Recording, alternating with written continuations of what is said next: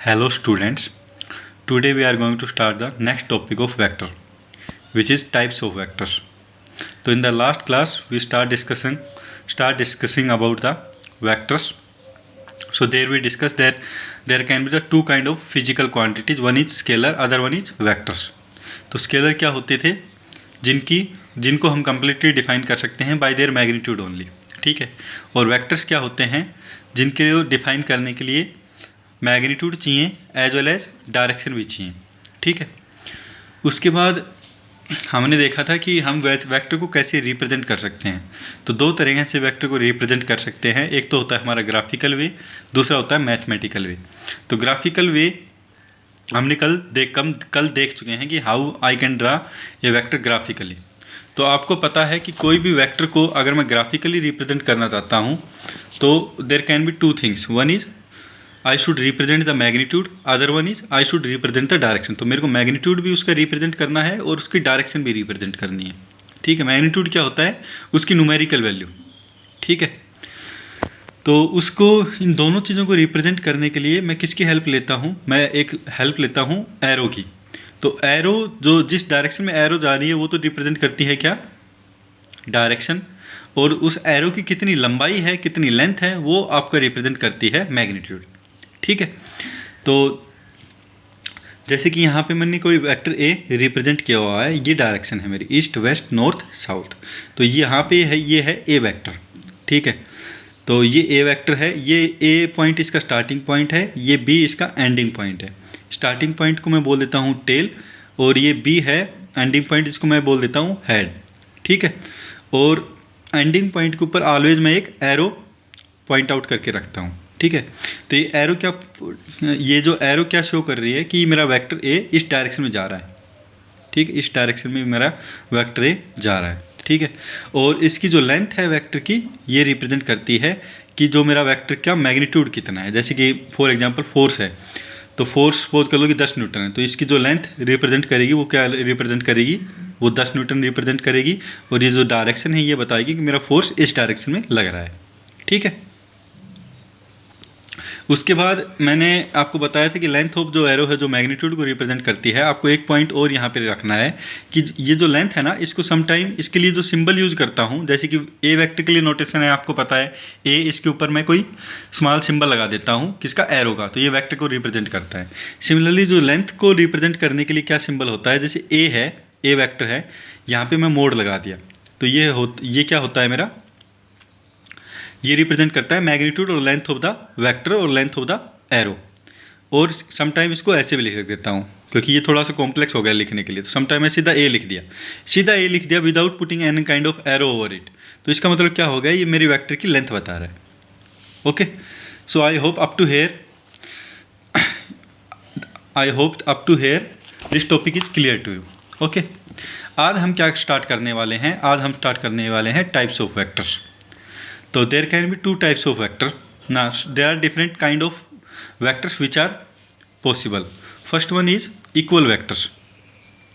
तो दो वेक्टर को हम इक्वल कब बोल सकते हैं, if they are equal in magnitude and parallel in direction, ठीक है। तो यहाँ पे जैसे मैंने एक सिंबल से दिखाया है कि अगर कोई वेक्टर जिनकी मैग्नीट्यूड सेम हो और एक ही डायरेक्शन में जा रहे हो, मैग्नीट्यूड सेम हो इसका मतलब क्या है, लेंथ दोनों की सेम हो और एक ही डायरेक्शन में जा रहे हो और पैरेलल हो, तो उनको हम बोलते हैं इक्वल वेक्टर। जैसे कि ए वेक्टर यहाँ पे दिखाया, बी वेक्टर आपको दिखाया है यहाँ पे, तो आप देख सकते हैं इन दोनों की लेंथ सेम है और दोनों पैरेलल है और एक ही डायरेक्शन के अंदर जा रहे हैं दोनों वेक्टर। तो ये हम बोल सकते हैं कि दोनों ए वेक्टर और बी वेक्टर क्या है, इक्वल वेक्टर है। तो A vector is equal to B vector. I hope it is clear. अब दूसरे टाइप का जो वेक्टर होता है वो है नेगेटिव ऑफ ए वेक्टर, ठीक है। तो if two vectors are equal in magnitude but opposite in direction, opposite or anti-parallel in direction, then one is said to be the negative of the other vector. तो suppose कर लो कि दो vector हैं, ये एक तो वेक्टर हो गया ए और ये दूसरा वाला जो वेक्टर हो गया बी वेक्टर हो गया। इन दोनों की लेंथ सेम है, मैग्नीट्यूड सेम है। लेंथ सेम है तो इसका मतलब क्या है, इनकी मैग्नीट्यूड सेम है, but they are anti parallel, ठीक है। ये इस डायरेक्शन में जा रहा है क्योंकि आपको पता है कि जो एरो का जो सिंबल है वो बताता है मेरा डायरेक्शन। तो वेक्टर ए तो मेरा इस डायरेक्शन में जा रहा है और जो वेक्टर बी है मेरा वो जस्ट अपोजिट इसके जा रहा है। तो इसका मतलब क्या हो गया कि जो बी वेक्टर है वो ए वेक्टर का नेगेटिव है। ठीक है, तो इसको मैं बोल सकता हूँ कि ए वेक्टर का नेगेटिव को इसको मैं रिप्रेजेंट कर सकता हूँ माइनस ऑफ ए वेक्टर। ठीक है, तो ये बी वेक्टर किसके बराबर हो गए, माइनस ए वेक्टर के बराबर हो गया। ओके ना। जैसे कि सपोज कर लो कि मैं आपको बता रहा हूँ कि एक बार फिर से मैं इसको समझा देता हूँ आपको। ये ए वेक्टर है, ठीक है, इसका आपको नेगेटिव वेक्टर बनाना है। तो आप क्या करोगे, इतनी ही लेंथ का वेक्टर यहाँ पे ड्रा करोगे जिसकी लेंथ इतनी सेम हो और उसकी डायरेक्शन जस्ट अपोजिट हो। तो इसकी जो डायरेक्शन हो गई ये हो गया आपकी अपोजिट। तो ये हो जाता है negative of A vector. Negative of A vector क्या होता है, माइनस ए वेक्टर बोलते हैं नेगेटिव ऑफ ए वेक्टर को।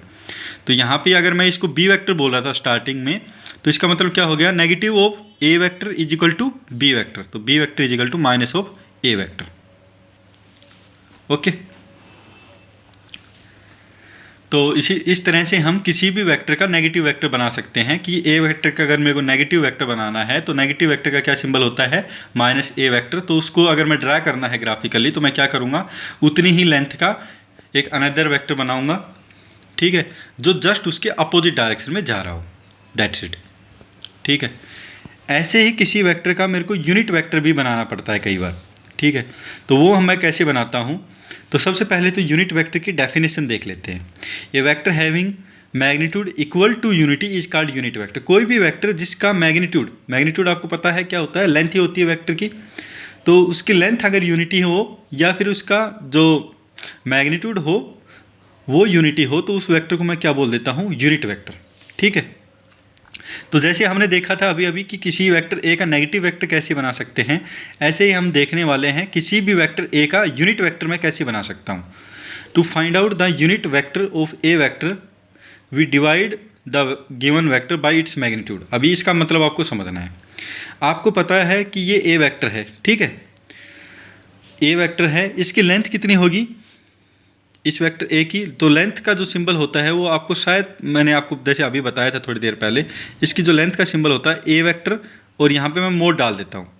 तो इसका मतलब क्या हो गया, ये जो है मोड ऑफ ए, और जैसे मोड ऑफ ए वेक्टर ये क्या बता रहा है कि मेरे वेक्टर की जो लेंथ है वो इतनी है।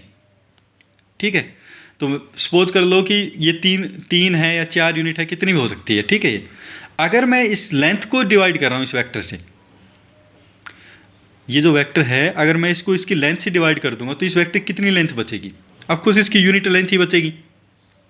तो क्या कर रहे हैं हम, if we divide the vector by its magnitude, और इसका जो मैग्नीट्यूड भी मैं जैसे मैंने यहाँ पे लिख दिया आपको, इसका मैग्नीट्यूड है ये है मोड ऑफ ए। तो अगर मैं इससे डिवाइड कर रहा हूँ तो इस वेक्टर की जो लेंथ कितनी बच जाएगी, वो यूनिट लेंथ बच जाएगी। तो वही होता है मेरा क्या, यूनिट वेक्टर। तो यूनिट वेक्टर का प्लीज़ आप सिंबल याद करके रखिए, जैसे कि जो नॉर्मल जो वेक्टर मैं ड्रा करता हूँ उसके ऊपर एरो ड्रा करता हूँ, यूनिट वेक्टर के ऊपर आप कैप ड्रा करेंगे। ठीक है, ये क्या बता रहा है आपका, यूनिट वेक्टर बता रहा है जो कैप में दिखा रहा हूँ यहाँ पे। तो आप क्या करेंगे, A vector divided by its length. तो अगर मैं लेंथ से डिवाइड करूँगा तो आपका जो वेक्टर बचेगा उसकी लेंथ कितनी हो जाएगी, उसकी लेंथ हो जाएगी आपकी यूनिटी, 1 यूनिट लेंथ बच जाएगी। और इस वेक्टर ए कैप है, अब ये ठीक है, इसकी लेंथ तो हमने यूनिटी कर दी, इसकी डायरेक्शन क्या होगी, इसकी डायरेक्शन होगी ए वेक्टर की ही डायरेक्शन में। तो unit vector acts in the direction of vector A. ठीक है, तो अभी तो आपको बस इसकी डेफिनेशन याद करके रखना है कि मैं यूनिट वेक्टर कैसे बना सकता हूँ किसी वेक्टर का। अगर उस वेक्टर को मैं उसकी लेंथ से डिवाइड कर दूँ तो मेरे को आता है यूनिट वेक्टर, और जो किसकी डायरेक्शन में लगता है, वो जो वेक्टर ए कैप है, जो यूनिट वेक्टर है, वो ए वेक्टर की ही डायरेक्शन में ही रहता है। ठीक है, तो यहाँ पे जैसे एक डायग्राम से मैंने दिखाया हुआ है कि ये सपोज कर लो कि आपका ए वेक्टर है। ठीक है, अगर मैं इसकी लेंथ से इसको डिवाइड करूँगा तो इसकी एक यूनिट लेंथ बच जाएगी, एक लेंथ यूनिट लेंथ। ठीक है, तो उस यूनिट लेंथ को ही मैं क्या बोल देता हूँ, ए कैप वेक्टर। अब यूनिट लेंथ बच गई, ठीक है, इसके अब मैं लेंथ से डिवाइड करूँगा तो इसकी डायरेक्शन तो क्या होगी, इसी डायरेक्शन में होगी। तो इसको मैंने यहाँ पे दिखा दिया थोड़ा सा कि आपको थोड़ा सा क्लियर हो जाए। तो ये डायरेक्शन इसकी सेम ही डायरेक्शन होगी, तो ये मैंने ए कैप वेक्टर यहाँ पर दिखा दिया है, और इसकी जो लेंथ है वो क्या है, unit length. Okay, so I hope it is clear. Thank you.